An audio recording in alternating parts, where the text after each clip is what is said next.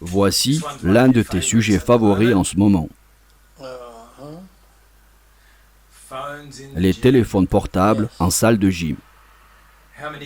Combien d'abonnés as-tu perdu en raison de ta position intransigeante?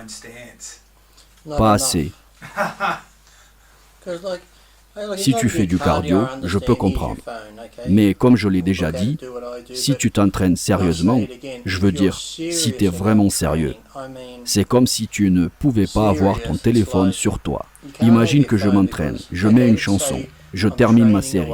Mon partenaire pourrait être en train de faire sa série. J'attrape mon téléphone et je cherche la prochaine chanson. Je ne suis donc pas en train de le parer. Je m'aperçois que j'ai des messages. Oh putain, c'est le patron. Il est en colère. Quel bordel. Toute ma concentration s'est envolée. Mais les gens ne semblent pas comprendre ceci. Tout le monde trouve des excuses. Regarde, j'ai vu des gens perdre leurs gosses et ils n'étaient pas aussi contrariés que quand ils perdaient leur putain de portable.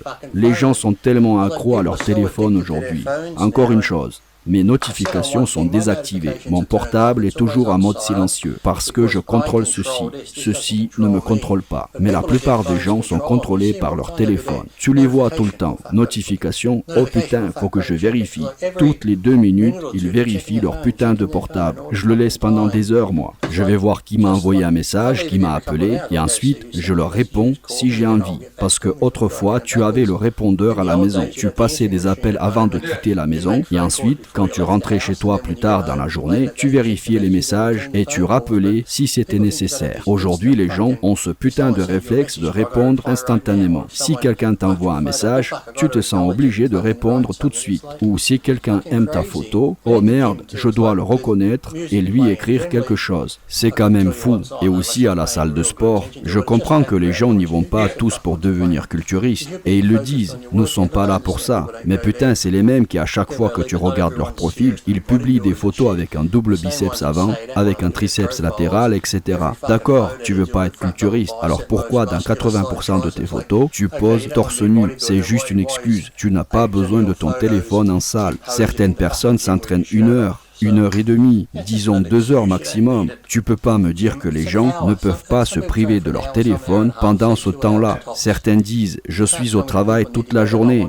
D'accord, tu travailles toute la journée, tu as une entreprise et tu es au téléphone. Dans ce cas-là, n'aimerais-tu pas faire une pause? Si tu es chirurgien cardiaque de garde ou quelque chose comme ça, je peux comprendre. Les gens disent, et si quelque chose arrive à ma femme, à mes enfants, eh bien tu n'es pas un putain de médecin. Si tu es à la salle de sport, entraîne-toi.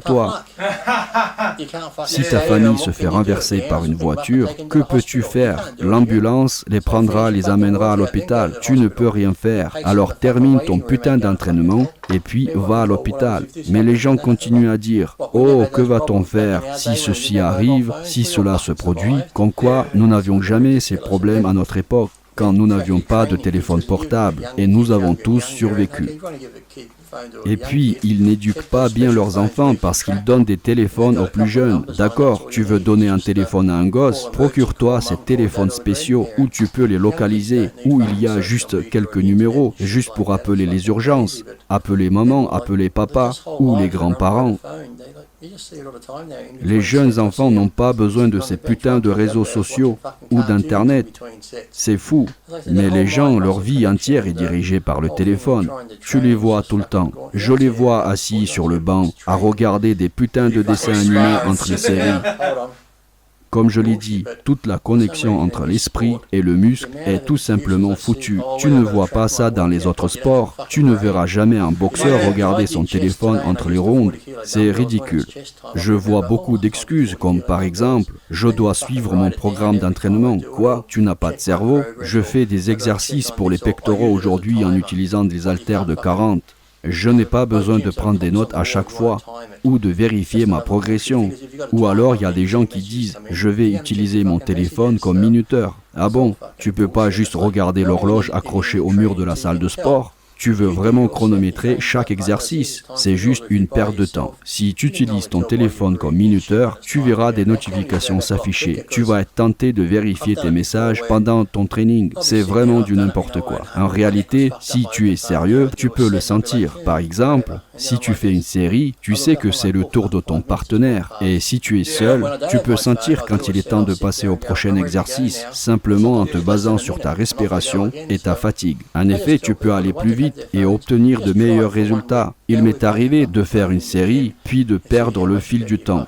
Je regardais l'écran et je me rendais pas compte que 5 minutes s'étaient écoulées. Quand j'ai pas mon téléphone avec moi à la salle de sport, je m'entraîne mieux, c'est plus efficace et je quitte la salle plus rapidement. Alors je conseille simplement à ceux qui apportent leur téléphone à la salle de sport d'essayer de s'en passer pendant une semaine. Vous verrez à quel point votre entraînement sera meilleur, plus intense et vous serez plus concentré. Vous gagnerez également du temps. Pourtant, cela a suscité de vives réactions négatives, ce que je trouve étonnant. Eh bien, une chose que j'ai remarqué dans ces vidéos d'entraînement que nous venons de regarder, c'est que tout tourne autour de la sensation, de la position et, j'imagine, de ta concentration. Souvent, que ce soit en powerlifting ou en bodybuilding, les gens pensent qu'il s'agit juste de soulever les poids. J'ai pensé à l'importance de cette connexion entre l'esprit et les muscles. Tu ne verras personne d'autre le faire dans un autre emploi, mais les gens le font en salle de gym. Tu ne verras jamais un avocat en train de défendre son client en disant « Ma plaidoirie de clôture, mon client n'était pas à Hollande.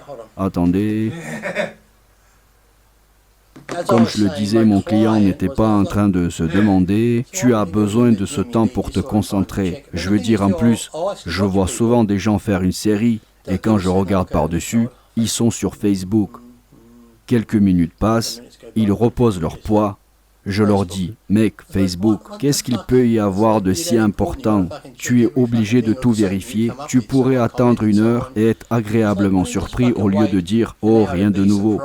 Pourquoi n'attends-tu pas 1 heure ou quelque chose comme ça?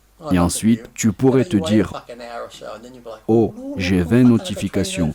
Et c'est excitant. Tu n'auras pas besoin de voir tous ces putains de commentaires tout de suite. Putain, je n'ai jamais vu autant de gens accros à leur téléphone. Cela ruine complètement ton état d'esprit. Même si tu écoutes la musique, tu peux pas me dire que tu ne vas pas vérifier un message si tu le vois. Oh, j'ai 5 nouveaux messages, je dois les vérifier. Et comme je l'ai dit, si tu es bien concentré et que tu t'entraînes dur, tout d'un coup, ta femme peut t'écrire, ta petite amie, ton patron s'en prend à toi. Maintenant, toute ta concentration part en fumée.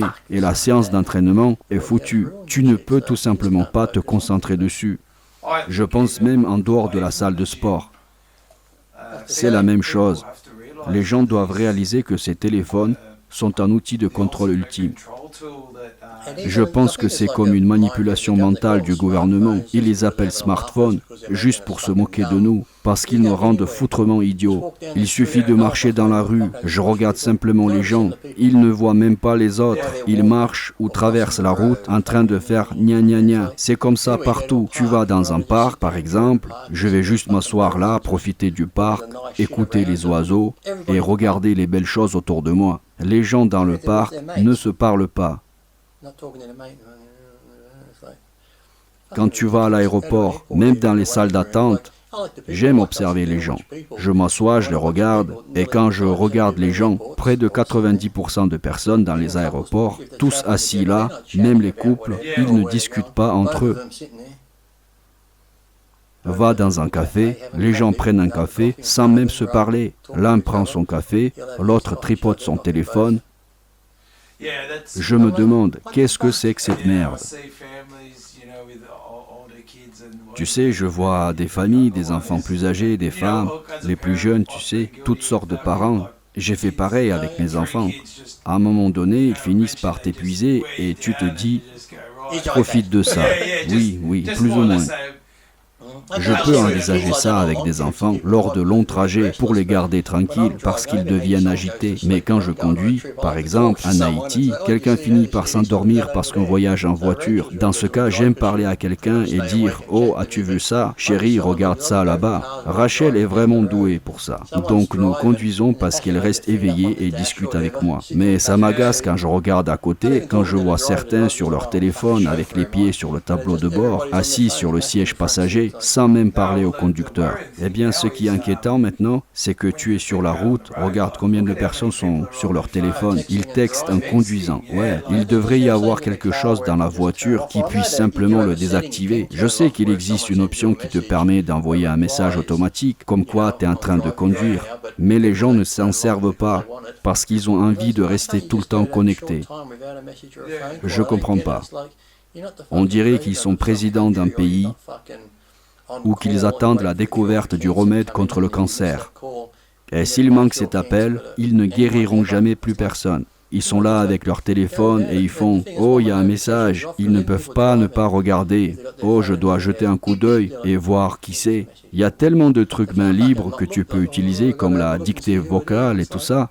Mais sérieusement, mec, laisse tomber. J'ai eu un ami qui avait perdu son téléphone. Son comportement, c'était du grand n'importe quoi. On dirait que quelqu'un lui avait arraché un bras. C'est un putain de téléphone, d'accord ? Tu le perds et tu en achètes un nouveau.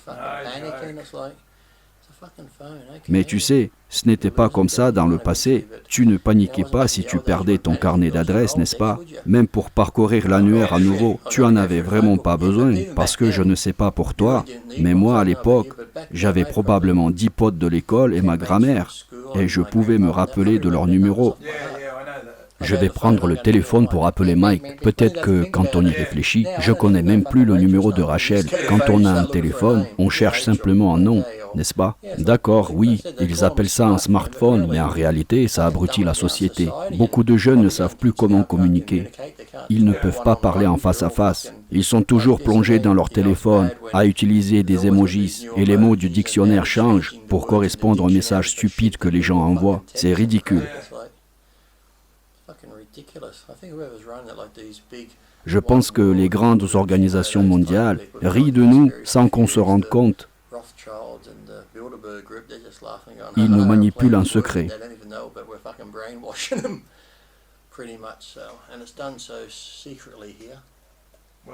D'accord. Sommes-nous en train de parler de conspiration? Je pense que nous nous égarons un peu.